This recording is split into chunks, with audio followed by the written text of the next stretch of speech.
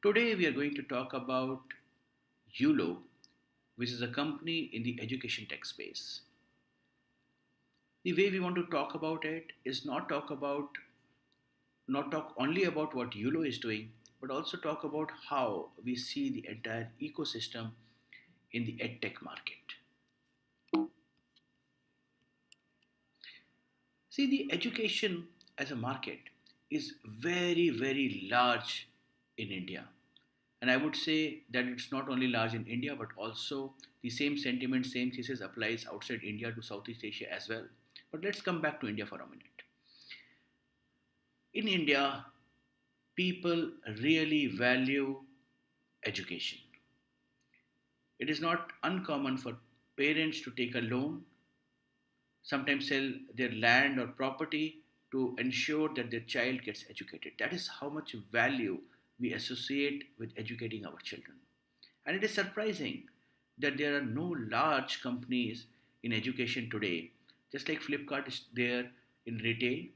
What is the equivalent of that when it comes to educating our children? This market remains very, very local and broken, but that is where we think there is an opportunity. It is actually not very hard to imagine what the future of education technology would be. If we look around and see our children operating the tablets and the mobile phones, what we realize is that this would be the medium which will get involved in teaching the students or our children.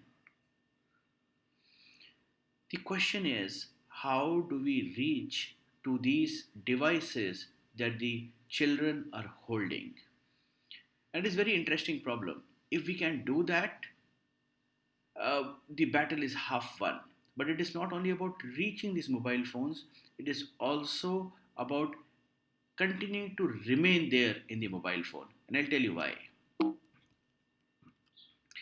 This is some global data around how quickly the applications get uninstalled. So typically, if you take any average mobile application and 100 people download it, then almost one day later, only 29 people still have the app and the rest have uninstalled it. And after 90 days, only 4 people have the application and it has been uninstalled by the other 96% of the people. Even for the best apps in the world, the top 10 apps in the world, we are talking about only 50% of people or 51% of the people still using the app after 90 days and other people having uninstalled it. So this is a critical problem. Not only we have to reach out to the mobile phone but also remain on it.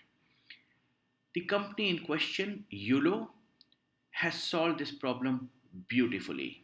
They have taken, instead of taking a direct to consumer approach by doing advertisements and getting people to download their application, what they have done is they have taken a B2B2C approach to the problem, where they go to the schools and they tell them that, hello, principal, you have a problem that you have to reach out to the parents of the students and you send SMSs, which there's so much spam on SMS that parents do not read it or respond timely.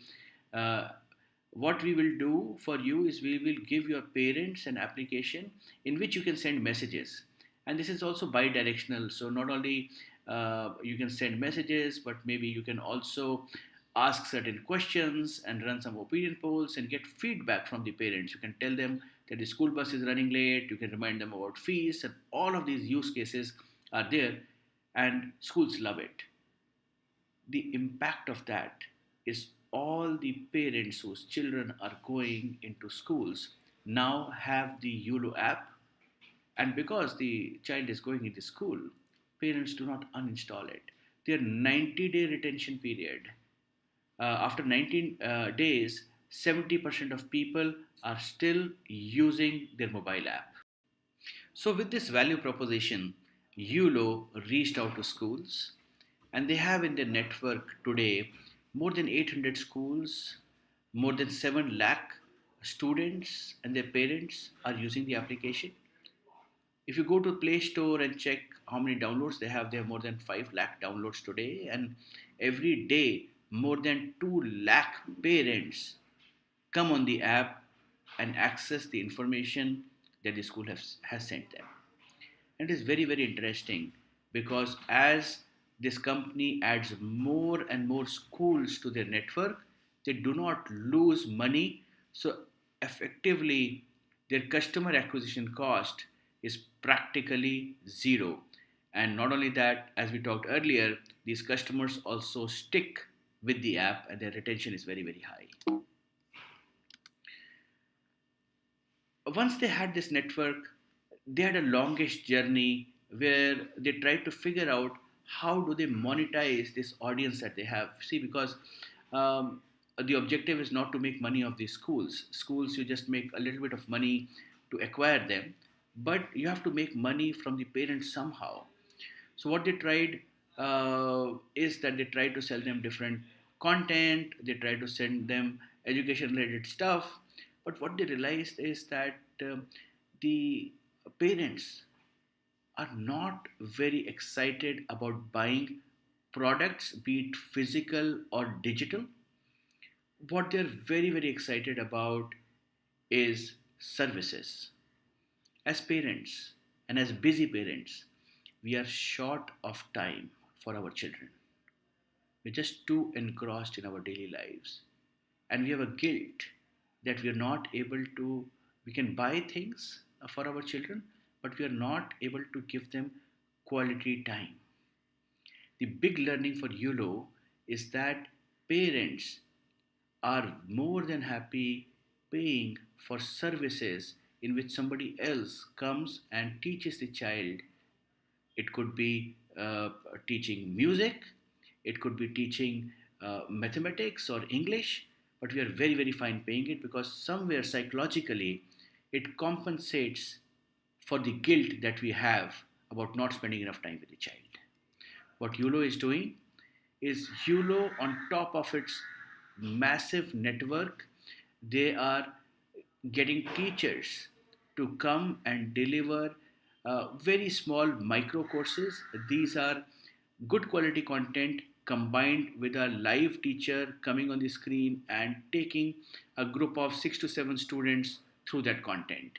So these are micro courses that Uolo is running on top of platform. They have seen very, very good early success on it, and there is a long journey from this point onwards for the company.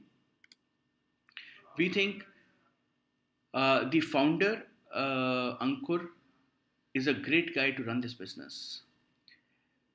This is, education is not somewhere, not a fast moving business. It is somewhere where you have to be at it for a long enough time to start seeing results come in. It takes time for the results to come in. It is not like something as quick as, let us say, Flipkart, that you order today and the loop closes in next 2 days.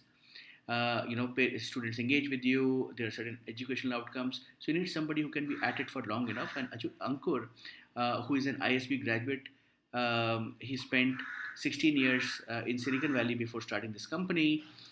Is a great guy, a lot of perseverance, and we love that. He spent already 3 plus years into the business to create this network and do experimentation to figure out what is the right mix for the market.